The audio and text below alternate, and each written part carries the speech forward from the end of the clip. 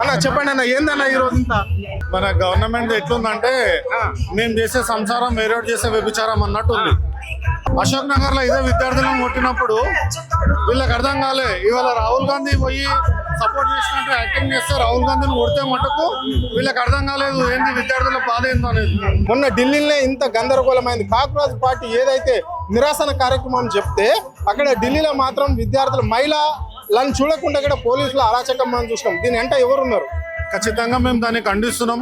ఖచ్చితంగా విద్యార్థుల మీద ఏ విద్యార్థి ఏ దేశంలో ఎక్కడ ఏం జరిగినా మా రామన్న గారు దాన్ని ఖండిస్తారు. ఇవాళ ఆయన బర్త్డే సెలబ్రేషన్ వద్దుకొని మాకు అందరికి పిలుపునిచ్చారు. ఎవరు ఎక్కడ కేక్ కట్ చేయొద్దు. ఇంత పెద్ద నిరసన జరుగుతున్నప్పుడు మనం అందులో పాల్పంచుకోవాలి. మనం కూడా అందులో ఉండి మన విద్యార్థులకు సపోర్ట్ చేయాలన్న ఉద్దేశంతో ఈ కార్యక్రమాన్ని చేయడం జరుగుతుంది. రాబోయే దినాలలో ఖచ్చితంగా ఎవరికి ఏ విద్యార్థికి ఏమైనా కానీ ముందుండి మేము నడిపిస్తాం ఏదైనా కానీ. అంటే ఓన్లీ కేవలం ఈ రోజు బీఆర్ఎస్ పార్టీ ఆధ్వర్యంలో ఈ నిరాసన జరుగుతుంది. అంటే నిరుద్యోగులను విద్యార్థులను దృష్టిలో పెట్టుకొని ఉంటుందా, లేకుంటే ఈ 3 ఏళ్ల పరిపాలన పైన కూడా ఏమన్నా చర్చ జరిగే అవకాశం ఉందా? ఇక్కడ నిరాసనలో భాగంగా మాట్లాడే అవకాశం ఉందా మీ నాయకులు? 3 ఏళ్ల పరిపాలనను కూడా ఎండగడతాం. వాడు ఏం చేసిండు? ముఖ్యమంత్రి అయ్యిండు, విద్యాశాఖ మంత్రి ఉండు. విద్యాశాఖను ఎట్లా నడిపేయాలో తెలియదు ముఖ్యమంత్రికి. అదేదో వానికి సరిగ్గా ఇంగ్లీష్ రాదు, ఏవేవో భాషలు నేర్పిమని చెప్తుండు. టీచర్లు పోయి నేర్చుకోవాలి. ఇప్పుడు మన ముఖ్యమంత్రి కరెక్ట్ ఉంటే ఇంత ప్రాబ్లం ఎందుకు జరుగుతుంది? అసలు ఏం చెప్పాలి కానీ. చెప్పండి అన్న, ఎట్లా చూస్తారు మరి? ఎంతమంది పాల్గొనబోతున్నారు ఇప్పుడు ఈ నిరాసనలో? ఈ దగ్గర దాదాపుగా ఒక 10,000 మందిని స్టూడెంట్స్ని మేము ఏదైతే అనుకున్నామో 10,000 మందిని మొన్న మీరు చూసినట్టయితే అక్కడ సరూర్ నగర్లో మీ ఛానల్ ద్వారా ఎంతమంది స్టూడెంట్స్ ఇది చూసిరు, వాళ్ళు ఎంత ఖుషి అయ్యారు అనేది కూడా మీకు తెలుసు, మీ అందరి జనాలకు తెలుసు.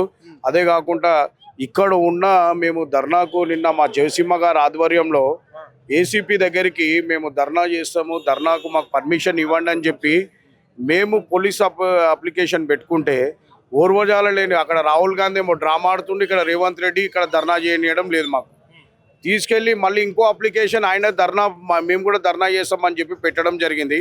ఫస్ట్ మమ్మల్ని చూసి వాళ్ళు ఫాలో కావడం ఏంది, ప్రభుత్వం రాష్ట్ర ప్రభుత్వం కాంగ్రెస్ ప్రభుత్వం పెట్టుకొని అక్కడనేమో రాహుల్ గాంధీ అందరినీ లేపండి ధర్నాకు రాండి అని చెప్పి వాళ్ళు 4 సీఎంలకు చెప్తే ఇక్కడ సీఎం ఏమో మమ్మల్ని అనగదొక్కుతాం, మా స్టూడెంట్స్ని అనగదొక్కుతున్నాడు, నిరుద్యోగులను అనగదొక్కుతున్నాడు. ఇది మన రేవంత్ రెడ్డి పరిపాలన.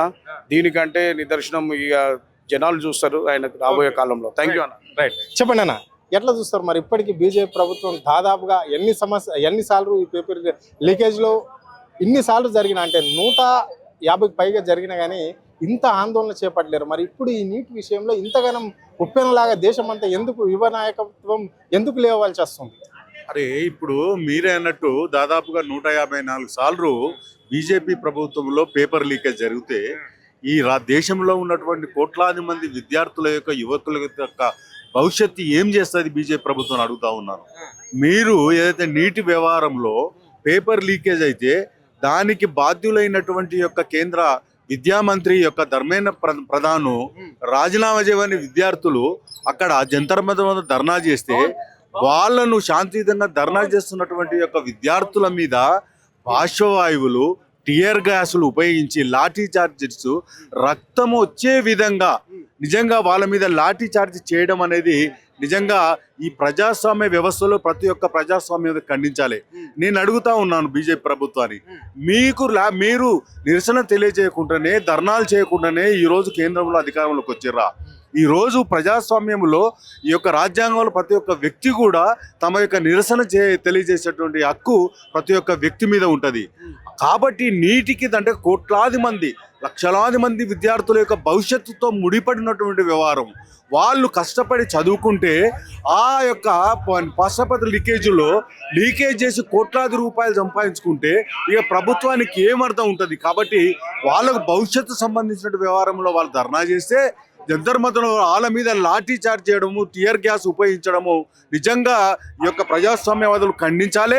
అదేవిధంగా ప్రతిపక్షంలో ఉన్నటువంటి యొక్క కాంగ్రెస్ పార్టీని కూడా అడుగుతా ఉన్నాను, మీరు లాఠీ చార్జ్ అయిన తర్వాత రక్తాలు ఎవరు కొట్టిన తర్వాత మీరు నిరసన తెలియజేసారు, మరి అంత ముందుకు ఏం చేశారని రాహుల్ గాంధీ ప్రశ్నిస్తున్నారు.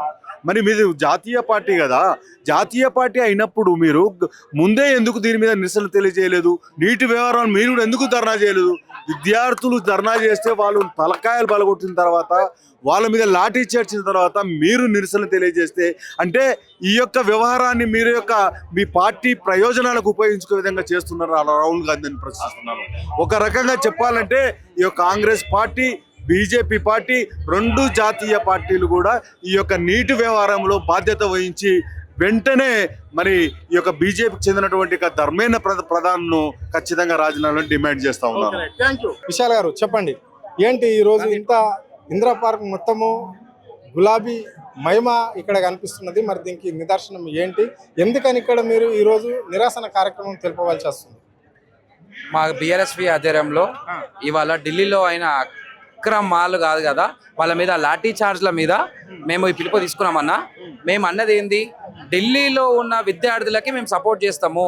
మా కేటీఆర్ అన్న నాకు బర్త్డే సెలబ్రేషన్స్ వద్దు, నేను నిరంతరం విద్యార్థులను ఉంటా, నేను ఈరోజు నా బర్త్డే విద్యార్థులతో చేసుకుంటా అని చెప్పి ఇవాళ అతను వచ్చి ఇక్కడ కూర్చున్నారు అన్న. మీరు చూడొచ్చు విద్యార్థులు ఇక్కడ, మీరు కెమెరా పెడితే దగ్గర మీకు ఒక 1000 మంది మేము విద్యార్థులు ఎక్స్పెక్ట్ చేస్తామన్నా.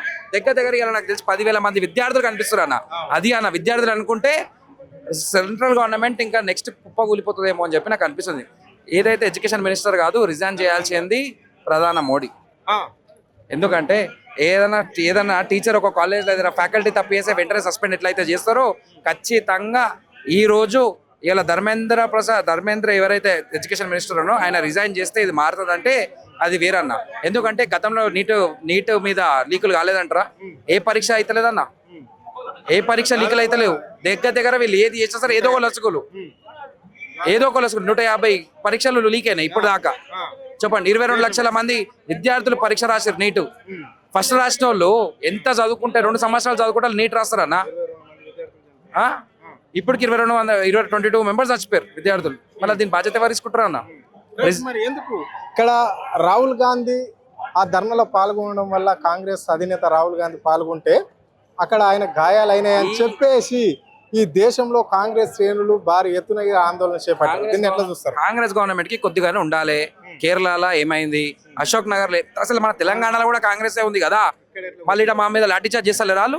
అంటే వాళ్ళు చేసేది అది, ఇంకోటి చేసేది ఇదా? ఇప్పుడు తెలంగాణలో మేము దీనిలో మాట లాఠీ చార్జ్ నువ్వు లేవా అన్న? రాజ్భవన్ ముట్టండి మేము చేస్తాం కదా అన్న. బీఆర్ఎస్ ఎన్ని యాక్టివిటీస్ చేస్తారన్న, గురుకులాలలో ఫుడ్ ఏదన్నా వీళ్ళు మాట్లాడతారు ఇక పతిత మాటలు, ఇక మేము వినాలి. అవి కాంగ్రెస్ వాళ్ళు చెప్తారే మేము చూడాలి, ఆ డ్రామాలో బంద్ చేయని చెప్పి మేము అంటున్నాం. మరి ఇక్కడ కాంగ్రెస్ ముఖ్యమంత్రులు అంతా రాహుల్ గాంధీ పైన దాడి జరిగింది అని చెప్పేసి కూడా వాళ్ళందరూ అక్కడ నిరసన తెలిపితే, తెలంగాణ ముఖ్యమంత్రి రేవంత్ రెడ్డి మాత్రం కొడంగల్ నుంచి నిరసన తెలపడం జరిగింది. దీని వెనక ఏం దాగి ఉన్నది? దీన్ని ఎట్లా చూస్తారు? ఏం కుట్ర ఉంది? ఇది పెద్ద రాజకీయ కుట్రగా నేను భావిస్తున్నా. వీళ్ళు చేసేది రాజకీయ కుట్రగా భావిస్తున్నా. ఎందుకంటే వాళ్ళు చేసేది ఏదో బీజేపీలో కొట్లాడుతారు కదా, తెలంగాణలో చక్కగా పెట్టి కొట్లాడమని అని చెప్పి మేము అంటున్నాం. గతంలో లాస్ట్ వీక్ దగ్గర 18th రోజు 19th రోజు మనం నిరుద్యోగ సభ పెట్టుకున్నాం కదా ఎల్బీ నగర్ లా. తండోపతండాలుగా దీనికి ఎట్లయితుందో అదే విధంగా మీకు అది ఉంది కదా. ఆ రోజు చూసిరు కదా ఏమైందో. మరి ఎంతమంది నిరుద్యోగులు ఉన్నారన్న? ఎంతమంది నిరుద్యోగులు వచ్చారు కొట్లాడడానికి? అశోక్ నగర్ లో లొల్లి, దిల్సుఖ్ నగర్ లో లొల్లి, ఆర్టీసీ క్రాస్ రోడ్ లో లొల్లి, ఏడైతే లేవన్న నిరుద్యోగుల లొల్లిలు. ఏం చేస్తుంది గవర్నమెంట్? కాంగ్రెస్ గవర్నమెంట్ అట్లనే ఉంది, బీజేపీ గవర్నమెంట్ అట్లనే ఉంది.